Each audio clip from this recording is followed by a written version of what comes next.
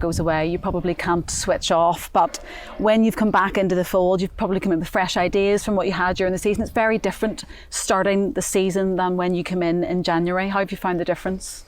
Yeah, I think it's just given us time a little bit more to, and because we had a good foundation, we're not trying to do something completely different, or we don't need to change. I think it was more evolve and trying to put extra layers on top of how we can get better. So it wasn't surprising the players with any new information. It was digging a little bit deeper into the detail, really, and the freshness a little bit about it, you know, and having a bit of time in the pre-season, the way it was structured and has been structured, that the game's on the weekend and we train at Carrington.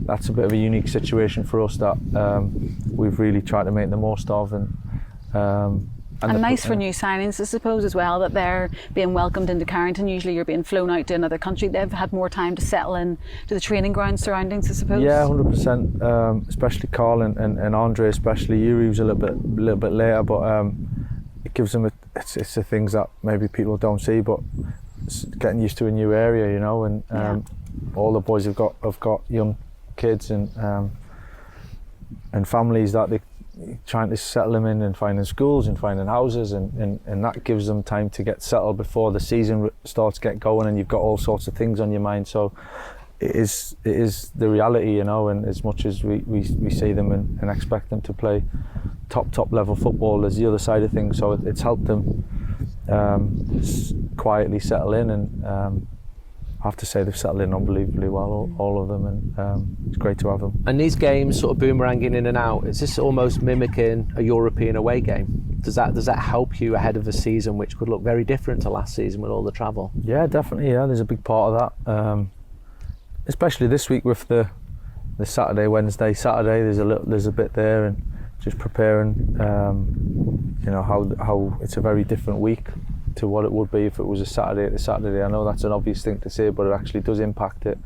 The only thing I'd say actually is probably we're all geared up more for this type of season coming up with Champions League or European football and cup competitions than we probably were last season. So I get asked a lot about how you're going to deal with this season coming up, but for the players and certainly for me and the staff, we're probably more used to being involved in a season like this than a one where you're just literally playing the minimum games in every week. So last season towards the end was probably more of a challenge, and for the players, one game a week, you know, and then some players not involved in the thinking, well, where's the next game coming from? For us, trying to keep everybody together and treat them as a group, and awful lot of time training, where this year is going to be a little bit different. Less training once the season gets going, but a lot more involvement for players, games coming thick and fast, and it's probably more what we've been used to historically. So it's a lot more exciting with the games coming thick and fast as well.